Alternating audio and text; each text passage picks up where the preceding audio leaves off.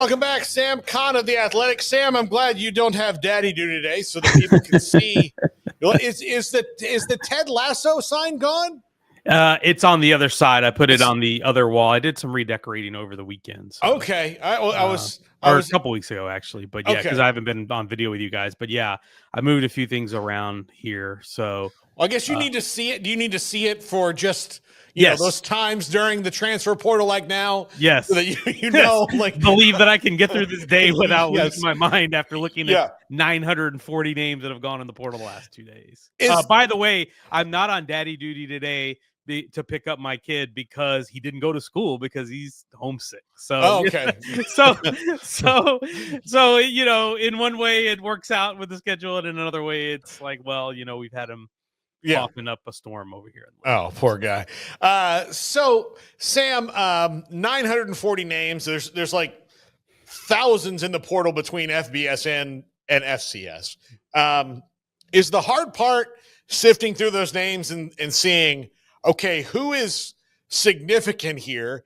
And part of the thing that's interesting about the portal is that there are guys that most college football fans have never heard of that play at places like UTEP or Western Kentucky that might be really, really good in moving up, but you kind of have to go and find those guys because everybody's doing it pretty much at the exact same moment.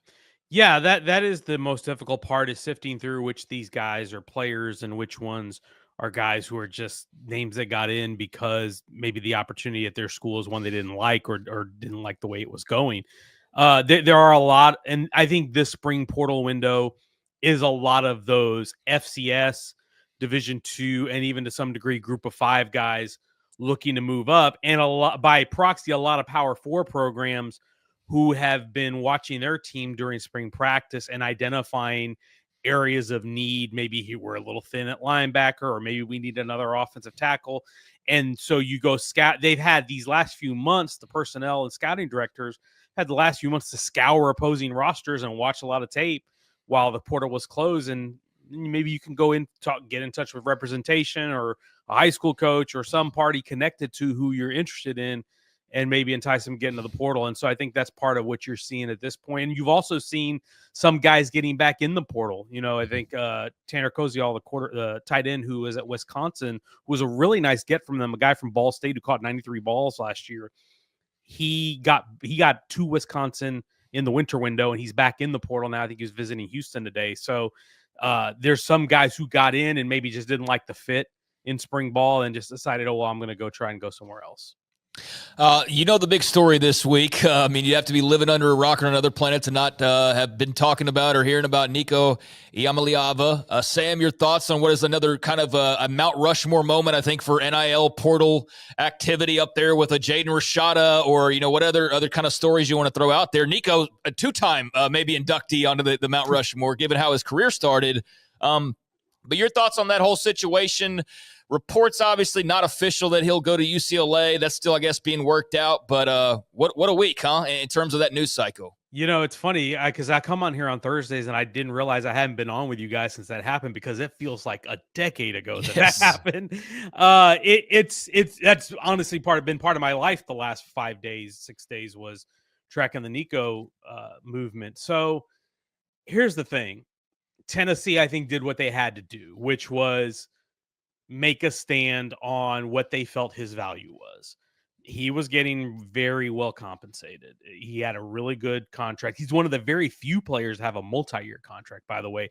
That's not common. Most guys, vast majority of guys on college football teams are operating on one-year deals. There's only a small handful who have a multi-year deal. So that's one. And yes, it puts Tennessee in a bad position from a quarterback standpoint because now they got to go find a guy. But if you don't think your guy is worth what he's asking for, and I'm sure you guys heard Fran Brown talk about their receiver who just left at Syracuse. He was on ESPN radio in Syracuse yesterday and talking about, hey, I understand we gave him more money, but what he was asking for was too much. And that is what the reality we're in now, is that no longer are we in a world where the player you're taking only cost you a scholarship. There's a financial implication that not only matters with what you're paying the kid, but it affects the rest of the roster, because what you're paying one player means that money's not being used for another player because we're about to enter a world with a salary cap because the Power 4 programs who are going to be mostly maxing out revenue sharing, they're going to have $20.5 million to spend on their athletic department. Probably 15, 16 of that's going to go to football in most cases. So that's how much you have to do your football roster. So you got a quarterback taking up $4 million, then that's a lot less money to spread around to everybody around him. So I understand why they took the stance they did. Nico, I think, probably went into that not realizing he didn't have as much leverage as he thought because there are not a lot of quarterback needy teams right now. There are a few. UCLA is one of them, but there's not a ton of teams in the market at this point for a quarterback, not Power 4 teams, and certainly not Power 4 teams that have 3 or 4 million sitting around in the bank. They've already allocated that money. They've already decided, hey, if revenue sharing is going forward, here's how we're going to break up our payroll. And nobody's sitting here in the spring on April 17th with $3 million laying around to pay a quarterback because you're not expecting somebody of that caliber to come available at this time. A lot of the players moving now, guys we mentioned, guys who are going to be 2 deep guys, maybe spot starters. We're not having a lot of impact players moving to this point. So he entered a market that just really wasn't robust for his services at this point. Steve Angeli is in the portal. I know, like it would seem that is the best guy that Tennessee could get if they want someone who's played a little and played in the playoff and played in a big spot before. But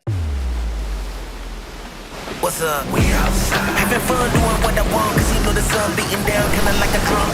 Look how I do it. Look how I do it. Another beautiful day out there, folks, so get out there, but don't forget your sunscreen. UV index. I just wanna have a good time. It's all on me. Pleasure's mine. The weatherman said it's the right time, so we gon' get it jumping till the night time. We gon' get it. We gon' get it. We gon' get it. We gon' get it.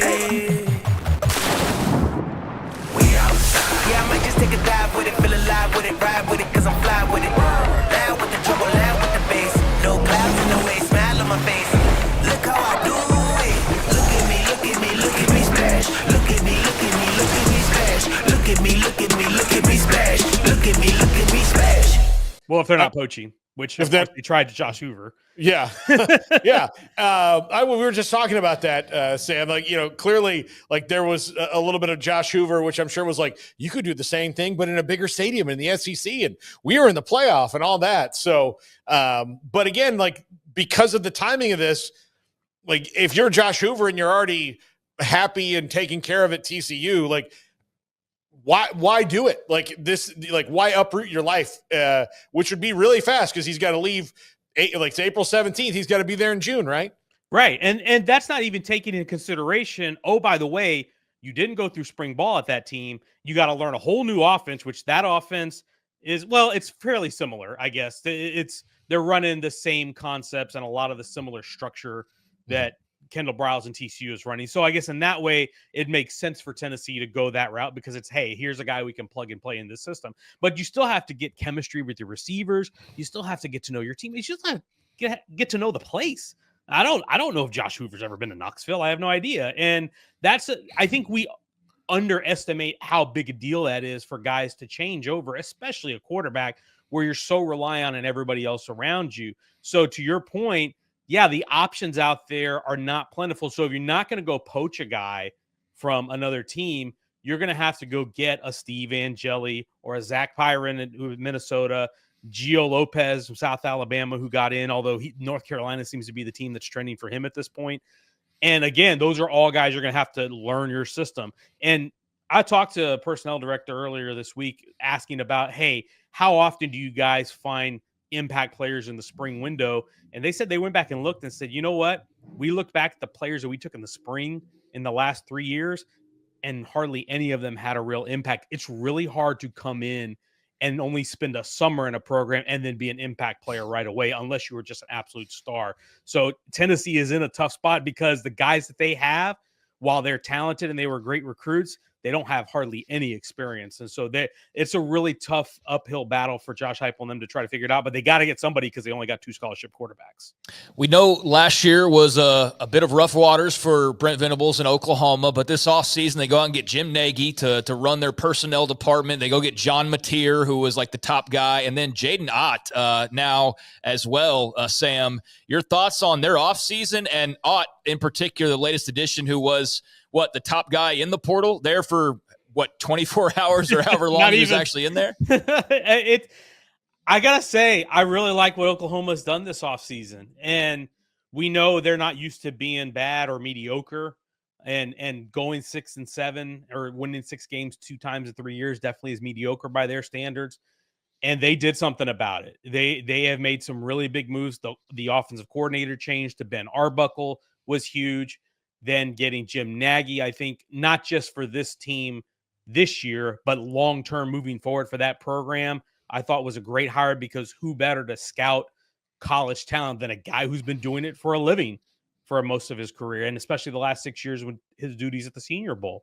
Now you get the tandem of John Mateer and Arbuckle running the same offense, and you stick one of the best running backs when healthy, one of the best running backs in the country, Jaden Ott. And I am excited about Oklahoma now. I look at them, that backfield, that is going to be a headache for opposing defenses to try to account for Mateer and Ott in that backfield. They're both in there and both healthy. So they've done a really good job. Also got an offensive lineman. I think they got Jake McCullough from Stanford, also the offensive lineman, on Tuesday night. So they have done a lot of good work and addressed that roster. And now it's just a matter of it all coming together. And if it can come together, then Oklahoma's a team I think you really got to keep an eye on this year in the SEC. Yeah, for sure. What are the other stories that you're kind of tracking right now, guys, that pique your interest?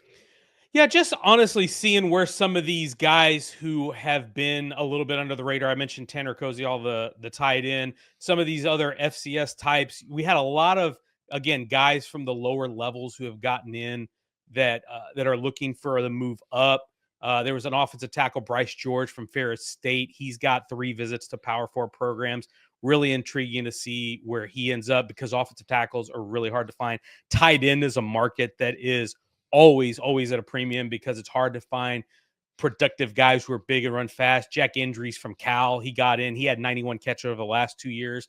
That's a guy I'm interested to see where he goes. Josh McCray, who got in from Illinois, the big running back. He's a good one. TJ Bush, the edge from Liberty, another talented guy. A lot of production last year, all conference caliber guy. Actually was an all conference guy in Conference USA last year. So lots of those types of players who are looking to move up and to cash in a little bit.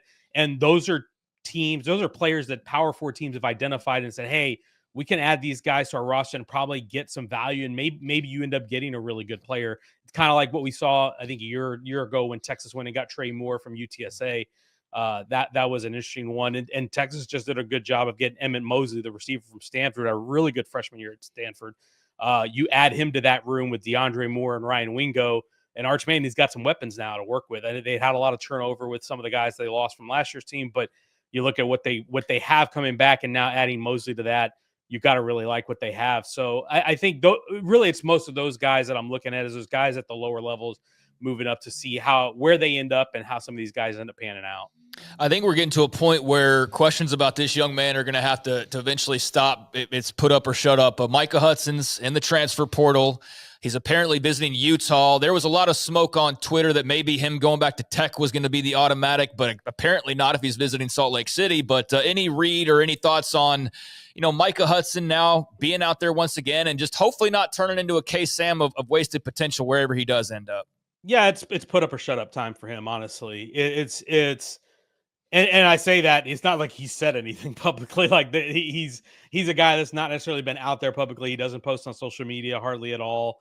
So it's not like he's been out there, but this is a guy who we've been waiting on, and that we hyped up, and that we understood how talented he was. And if you watched him play as a prospect, you understood why people mentioned him like that.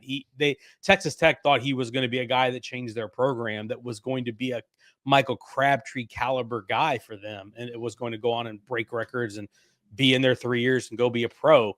Obviously it didn't work out. Texas A&M gave an opportunity. Obviously he's gone from there now.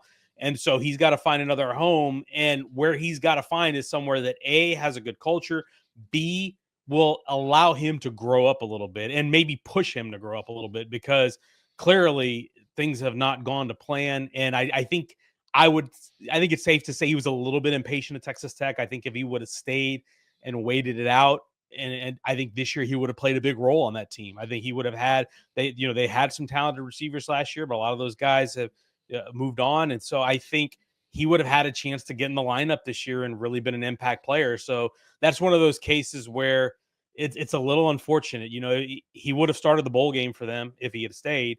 And then if he has a great bowl game, does that become a big springboard for him into 2025? I have to think it would have been. And you knew that program was committed to him and invested in him, and they wanted to see him succeed. But it's these guys, they're 18, 19, 20.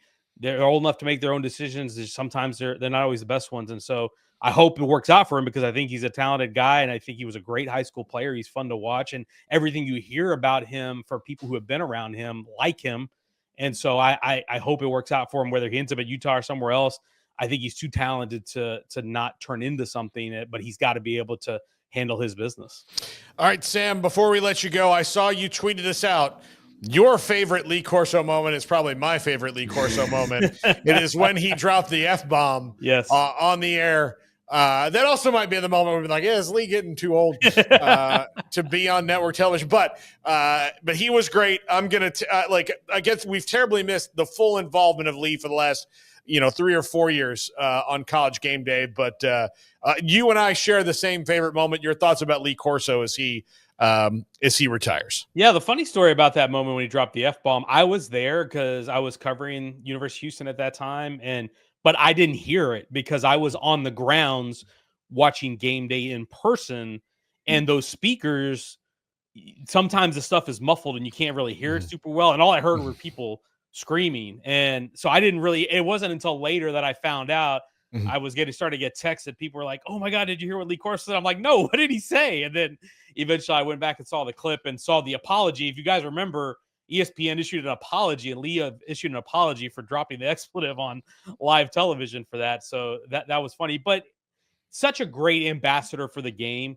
Obviously, he's been a mainstay on Saturday mornings for us ever since he's been part of Game Day. And once he started the mascot head tradition, it became a thing that people waited for. I mean, I've got kids, and maybe they don't care about all the other games, but if we had College Game Day on, they're interested to see what he looks like and what hat he puts on at the end of the day. And so I think that was a really neat, impactful thing that he did.